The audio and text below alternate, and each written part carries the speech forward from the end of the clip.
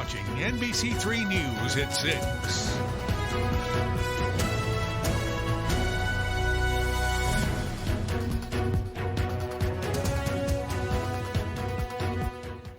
It's been the push across the country to open back up. Good evening, I'm Matt Mulcahy. And I'm Megan Coleman. It is a different story in every state. And in our case, every region has a different story. There are 9 benchmarks each region of the state has to make in order to start phase 1 of reopening. Central New York failed to meet each of the governor's 7 tests.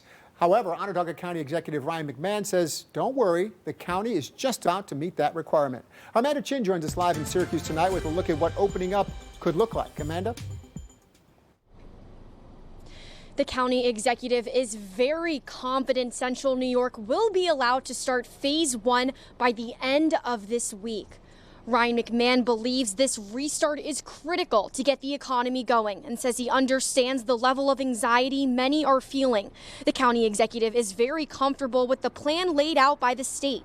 He understands the reopening phase needs to be in a safe and controlled manner, but says if the economy starts to reopen, minimizing other effects like mental health will be very important. Now, what will drive the next phases? The health data. Hopefully we don't see spikes. We go from phase 1 to phase 2, and then phase 2 to phase 3, and then phase 4 essentially is we return to what the new normal will be. But part of that new normal will continue to be physical distancing and different things that are just going to be what life is like, and that's just we'll be smarter because we've lived through the COVID-19 pandemic. And he also wants to emphasize when things do start to reopen, maintaining that social distance, wearing a mask, and continuing to follow those safety protocols. We all need to keep at it. Reporting live in Syracuse, I'm Amanda Chin. Yeah, our work really in many ways is just beginning now, Amanda. Thank you. There's been a lot of debate on which types of businesses are allowed to reopen under phase 1. Here's the broad strokes. Non-essential construction, manufacturing will be allowed to start back up. Plus, businesses related to agriculture, fishing and hunting, and forestry. Retail trade can start, but only for curbside pickup and delivery. For a full list of the types of businesses expected to open during phase 1, go to our website, cnycentral.com. 6 nurses who work inside the special COVID-19 unit at St. Joseph's Hospital in Syracuse are sounding the alarm tonight, saying they were diagnosed with the coronavirus after a policy change went into effect. The hospital, though, has now reversed course and insists the nurses contracted the virus outside of the workplace. Lauren Khalil reports. Some nurses at St. Joe's Hospital who spoke to us say they've been treating COVID-19 patients since March, and none of them got sick. But they say that changed when the hospital announced new procedures at the end of April. Since then, the nurses say 6 of their colleagues contracted COVID-19. The nurses are unhappy, and we're willing to speak out about it because it's our lives and our families' lives that are on the line. We're protecting the identity of one of the nurses because those who've complained to us fear retaliation. The nurses say the hospital told them it was no longer necessary to wear N95 masks and that surgical masks would suffice. They further blame a change in the hospital's airflow system at the end of April and believe it contributed to 6 of them getting sick. They took down the negative pressure unit, which helps drop the particles from the air immediately to the floor so they're not suspended in the air. And they took away our N95s. The nurses say the mood among them in the COVID unit has been angry as more of them test positive. Hospital leaders insist the majority of staff who contracted the virus did so in the community, not at work. A couple things. Well, I don't want to talk about specific people who've contracted the virus. It's actually an epidemic, and the disease is everywhere, and people are at risk to contract it. That's not to say that there's no validity to anything anyone's saying, but nobody's specifically, I've been party to any of those conversations.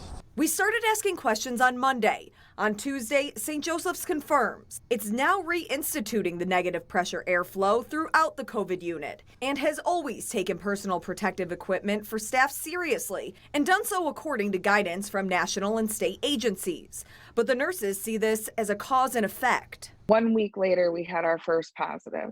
The day after that, we had our second positive. 2 days later, we had 4 positives. And then over the weekend, we had 2 more test positive. Another nurse who says she's tested positive and is recovering at home is upset that the hospital is so convinced the virus was contracted off the job.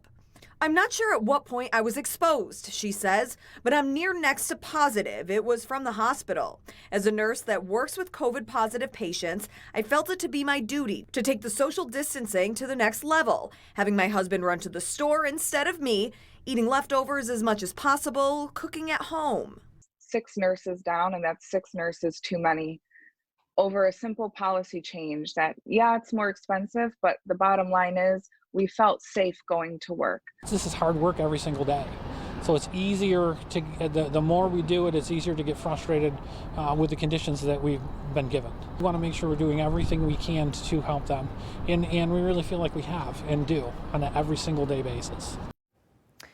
Now, the 2 nurses that we've been in contact with say that there are other staff members who work in the COVID-19 unit who right now are waiting on test results. Hospital leaders and spokespeople tell us that the recent change back to negative pressure rooms was made in response to a state directive that has them preparing to take in more nursing home patients. It says that it went back to that negative pressure room to make the air droplets fall to the ground rather than spray out to accommodate any expected increase in those nursing home patients. In the studio, I'm Lauren Khalil. All right, Lauren, thank you. Let's go over to Wayne now. Check on your weather forecast. Wayne, we have a weather alert tonight. We do again, and it's the same alert that we've talked about 24 hours ago and almost every day for the past week. It's just way too cold tonight. So once again, all these counties in blue. Freeze warning up for tonight, and we're probably going to do it one more time tomorrow night as well, so just want to alert you of that. Then the pattern will start to change as we've been promising. Here's a look at right now some little precipitation, live triple Doppler radar brought to you by Falso Service Experts. A few light rain showers, a few sprinkles, a few flurries working on through right now. We'll do that over the next 2, 3, 4 hours from a weak disturbance, and then once that disturbance moves by, skies will clear. And yes, the temperatures will fall off again to record or near record levels. So for tomorrow, we're going to start out chilly, but I think we've got a day coming up tomorrow with a lot of sunshine. 34 degrees at 7 in the morning, 53 for your afternoon high. Here's a look outside. Stay in the Lost Sky Watch overlooking the city. And this is from our Adirondack Furniture camera, where the sky is overcast and every once in a while seeing a couple of sprinkles or wet flurries. I'll be back with a lot more on that warm-up we've been promising. All that on the way. Wayne, thank you. Up next, an NBC3 exclusive. For the first time, we're hearing from the security officer credited with saving a family during a shooting at the bus and train station in Syracuse over the weekend. He takes us through those moments of terror. And the husband of a Super 8 employee dies from COVID-19. The same Super 8 where workers from the largest outbreak in the region are living. What did Madison County have to say or not say about it? We'll tell you.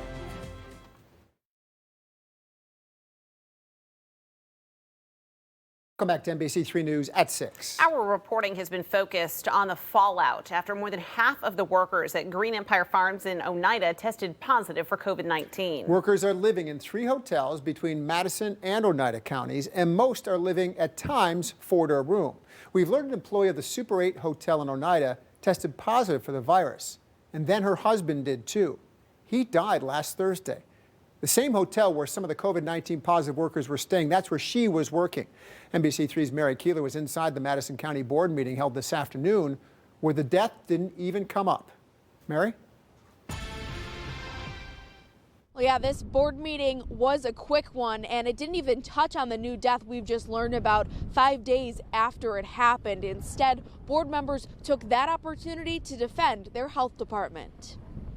Pledge allegiance to the flag of the United States of America. Immediately after the Pledge of Allegiance and roll call. Didn't have to have a mask on at all because he wasn't within 6 feet of anybody. Answering questions for the television reporter, and this is what we get for it. Madison County Chairman of Supervisors John Becker brought up backlash from a caller who had a problem with how Public Health Director Eric Feist wore his mask while doing a video chat interview with me yesterday. He played part of the call for the board. With a mask over his mouth, but not over his nose. Is this guy representing the health department? He's right there on public television spreading the virus. Becker then went on to complain about negative Facebook comments and more backlash they received over how and why the largest outbreak in central New York happened in Madison County. He said that the public health director and his team have been working nonstop. Our people are working as hard as they can. We're doing the best we can, and they're doing a damn good job. We did what we were supposed to last week, and we got those people off the street. We got them in isolation and quarantine. They'll get better, and they're going to go back out to work, what they're here for. There were no questions about the outbreak, and nothing more was said on the issue. Instead, before going into executive session, Becker said they need to focus on reopening. And I suspect we will be opening on Friday, and we're going to move forward as a county. It's unclear if the board talked any more about the death we've just learned about today in that executive session after the public portion of the meeting. But what we do know is 71% of the farm workers that were infected with COVID-19 have recovered. Live in Wamsville, I'm Mary Keeler. Mary, did they happen to give a reason for going into executive session, or did they just do it as what they would call like a normal course of business?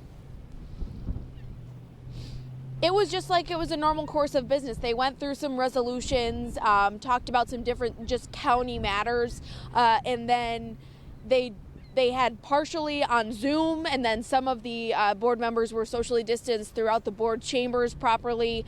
But yeah, they just went in like it was a normal board meeting to executive session, which of course that means media has to go out. That live stream also had to stop. And it also means it violates the law if they don't give a reason for going into executive session. We'll have to look into that now, too. Thank you. Next on NBC3 News at 6, an exclusive interview with the security guard credited with protecting children from a shooting at the train and bus station this weekend.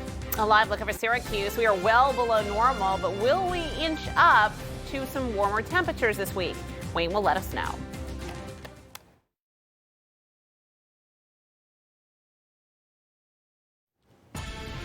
To an NBC3 exclusive tonight.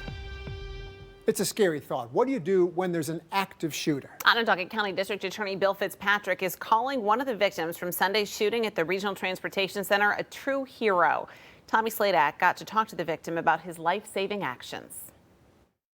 It's like real dry when he was talking to me, so it kind of made me feel uncomfortable.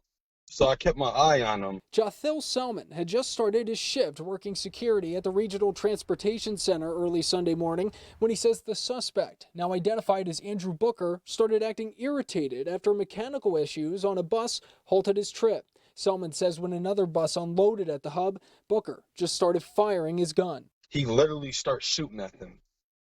He's shooting at random people now. In the midst of the scramble, Selman says a father and his young kids ran up to him asking for help. The 29-year-old guided them to a room with a code-locked door. I punched the code in. I got him and his two babies in there, and his last baby ended up going in there. But as I turned around, the gunman is literally right there face to face with me. And I asked him a question. I'm like, yo, what's your problem? Like, what's going on? Selman says the suspect mumbled and shot twice, hitting him once in the abdomen. He wasn't wearing a vest at the time. After a brief tussle, Selman says Booker's gun jammed, sending him away to reload. On the other side of the building, Selman says Booker spots him again. Only this time, the security guard brandishes his concealed firearm, a move he says made the suspect hesitate, likely saving lives. I had to think smart, and at the end of the day, I'm still bleeding out. Seconds later, law enforcement arrived, quickly detaining the suspect. Selman is now recovering, still sore from his injury and surgery. And if you were to have known going into it that protecting the family meant getting shot, would you have still done it? Automatically. As soon as I hear the gunshots, my priority is not running. My priority is grabbing whoever I can grab. If I had a kid, I would want somebody to save my kid like that too. As for Andrew Booker, the Massachusetts native has an extensive criminal past, including an arrest less than 2 months ago. Even though he was facing a slew of charges there, Booker was let go on $200 bail. The Wareham District Court says Booker still hasn't been arraigned for that arrest due to COVID-19, an alarming example of how this pandemic has impacted the way justice is served. I'm Tommy Sladak reporting. Well, we have a weather alert tonight, Megan, but we also have warmer weather coming in the forecast at last. Oh, Wayne, we've been waiting for this. Oh, I know, and we're long overdue for this. I mean, it has been weeks now where we've had temperatures at or colder than normal for the most part, almost every day, at or below normal. All the warmth has been out in the west, but now the pattern is starting to change, and we're going to find that we're going to have temperatures a lot better in the next couple of days. Here's what's going on right now, and I don't know if you can see it. We got some flurries out here on the deck. Live triple Doppler radar brought to you by Falso Service Experts. We got an area of some light sprinkles, light rain showers, and yes, some flurries working on through central New York and the Finger Lakes. That's a very minor disturbance. So over the next few hours, 2, 3, 4 hours, that'll work its way on through. Once this works on by, then the skies will clear and the temperatures will fall off again, which is the reason that once again, we're talking about a freeze warning up for most of the area for tonight, just like last night and many nights before that, freeze or frost alerts. And temperatures tonight that may be close to a record low once again. So let's look ahead then. Yes, the pattern is about ready to change to a moderating pattern. 2 more cold nights tonight and again tomorrow night. Again tomorrow night, be aware there might be a freeze warning again, and then temperatures gradually warming up starting on Thursday. Here's a little tease for you. The next 5 days. Keep in mind the normal high temperature is 68, 53 for tomorrow, 64 degrees Thursday, 65 Friday, 69 degrees, maybe 70 on Saturday, 65 degrees on Sunday. And the overall pattern is doing a 180 from what we had talked about for weeks.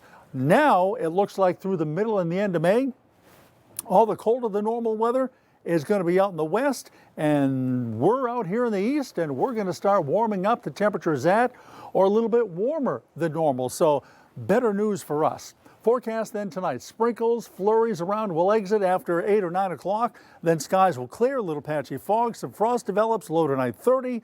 And then for tomorrow, if you like a day with a lot of sunshine, you're going to like tomorrow. Mostly sunny tomorrow, just a lot of sunshine coming up tomorrow. Obviously a chilly start and still chilly during the day, but we'll get there. Enjoy the sun tomorrow. High temperature tomorrow, 53 degrees. Futurecast hour by hour for you. Skies clear up nicely for the overnight tonight. Here's the way we start out tomorrow morning, 7, 8 o'clock with a lot of sunshine. Sunshine all day long tomorrow. And then increasing clouds later on tomorrow night. A couple of scattered showers in here by the end of the day on Thursday. 7-day weather outlook. 53 tomorrow, 64 degrees with some late afternoon showers on Thursday. And then the warm front comes in, bringing in even warmer air. Showers and scattered thunderstorms appear likely Thursday night and Friday. Friday, 65. Right now, early outlook for the weekend. Saturday would be your pick day. Sunshine, scattered clouds, 69, maybe 70. Showers, maybe a thunderstorm Sunday, 65. Look outside. Stanley Law Sky Watch overlooking the city from our Destiny USA camera. And yes, we've got flurries falling. That's the latest from the weather outside. Hey, great. Next in sports with Sports on Hiatus, the captain of the Syracuse Crunch is looking at the silver lining. Sports director Nico Tamurian joins us with that story.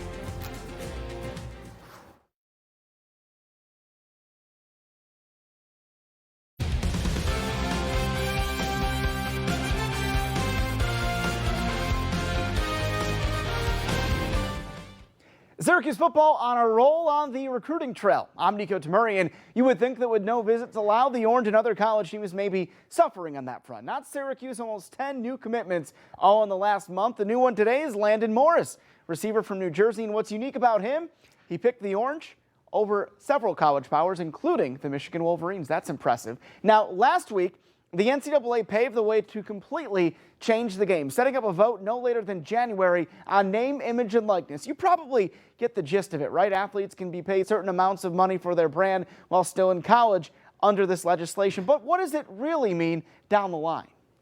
We'll empower our current athlete base to be able to monetize their brand. Jim Cavell, a Syracuse native, started Influencer over 2 years ago to help college athletes harness their social media impact.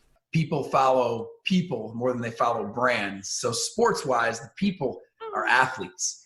And athletes have become channels because of social media, but they need content. And we started Influencer to help athletes so that they can share that content to social, build their audience, tell their story. Influencer ahead of its time and well aware of what's really going to change in college athletics. It was a really tough undertaking. The NIL working group had to come up with a framework of regulation recommendations for all 3 divisions, which are completely different from one another. No group licensing, which means that for the athlete that doesn't have as big of a brand or following, they're not going to be able to really have a lot of opportunities because by themselves, they're not worth too much, but in a group, they could be. I think that's really going to hurt female athletes and lower sport, non-revenue sport athletes. And so I think you're going to see a lot of lobbying for group licensing and more school involvement to allow for more athletes to have more opportunity. One thing nobody's talking about that could be the largest impact.